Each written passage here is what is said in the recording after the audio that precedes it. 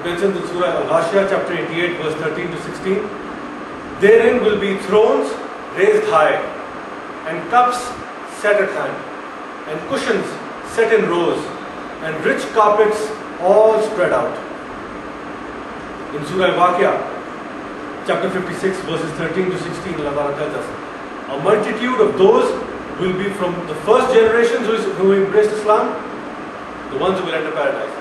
Most of them will be from the early generations. And a few of those will be from the later time or later generations. They will be on thrones woven with gold and precious stones, reclining there, face to face. And now the stateliness of those in heaven compared to those who are in hell. In Surah Al-Araf chapter 7 verse 44, and the dwellers of paradise will call out to the dwellers of the fire, saying, we have indeed found true what our Rabb, our Lord, promised us. Have you also found true what your Rabb promised? They will say yes. Then a crier will proclaim between them, the curse of Allah is on the Zalimun, or the wrongdoers. So even at that time, they will repent. Looking up at the people in paradise, that what have we done to ourselves? That is the state of regret. But it's too late at that point in time. Now there is a very beautiful hadith in Riyadh al-Salihin. It is in Sahih Muslim, it is also in Sahih Bukhari. Different levels of detail are given each time, but the essence of the story is the same.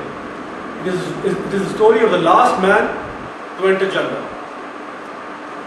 Now, the hadith narrates that Hazrat Musa alayhi salam asked Allah subhanahu wa ta'ala one day that what will be the lowest rank in paradise?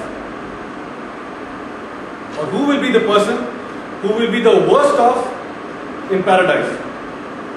What will his state be? For example, if we look at a massive, beautiful house, a castle or a palace, and we think, what would be the condition of the worst person living there? I'm sure everyone must be having a good time. Even the person who's worst off will still be better than me.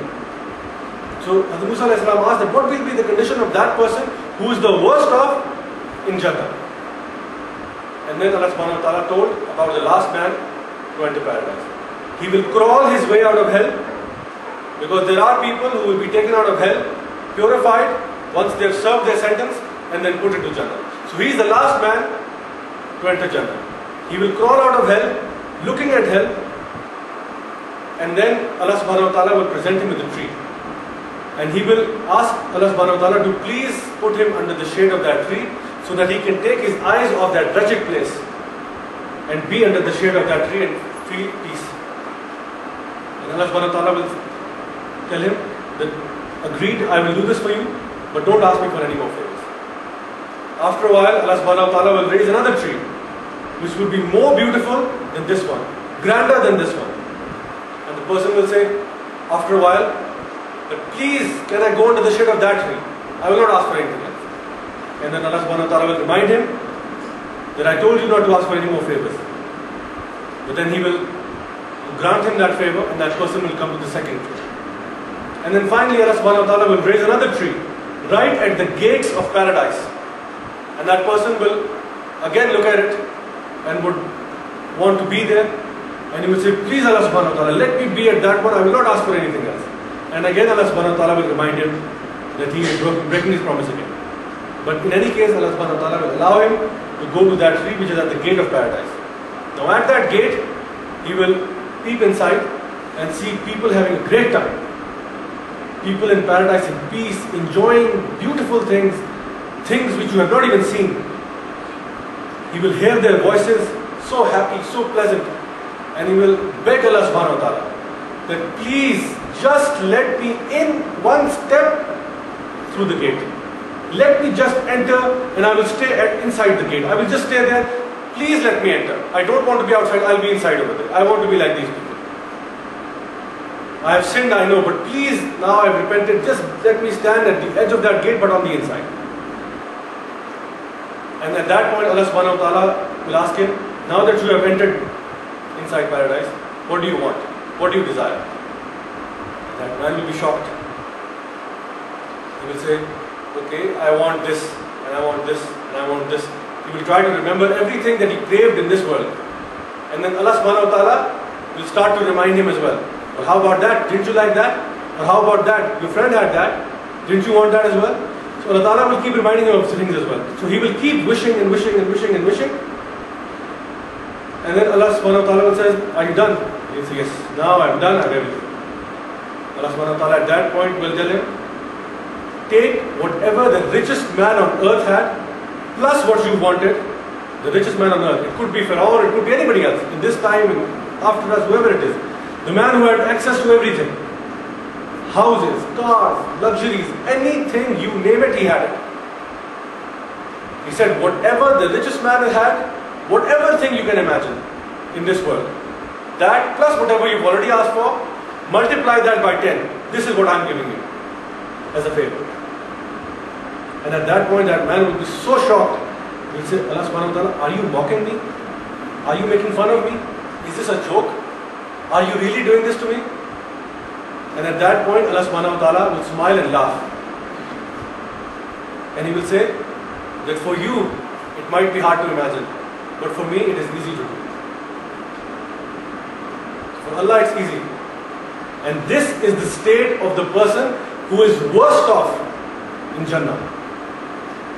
And at that point, Hazrat Musa alayhi salam asked what any of us might ask. If this is the state of the worst person, what will be the condition of a person who is at the top or at levels higher than this person? And Allah subhanahu wa ta'ala replied that you cannot imagine it, it cannot be described in words. It is something that your eyes have not seen, something that your ears have not heard, something that your heart has not even imagined. It is one of those creations of Allah subhanahu wa ta'ala that you have no knowledge of. It is those things and wonders of Allah subhanahu wa ta'ala which you have not even heard of or even imagined yet. It is those magnificent bounties of Allah subhanahu wa ta'ala that are for those who are in the higher level of paradise. It mentions in Surah As-Sajdah chapter 32 verse 17, no person knows what is kept hidden for them of joy as a reward for what they used to do. No person knows. The rewards are limitless. بغير الحساب. Unlimited rewards. And we have no knowledge of it. Now, we have studied paradise, which is fantastic. In its essence, it's beautiful. It's the best of everything. Things which you cannot even imagine. We have also talked about hell and how we should so much struggle and strive to stay away from it. But the path to paradise is a tough path. As we see that paradise is on a higher level, when we're climbing towards a height, it takes a lot of effort to go uphill. Similarly, when you're walking towards the path of Jannah, it's not an easy path.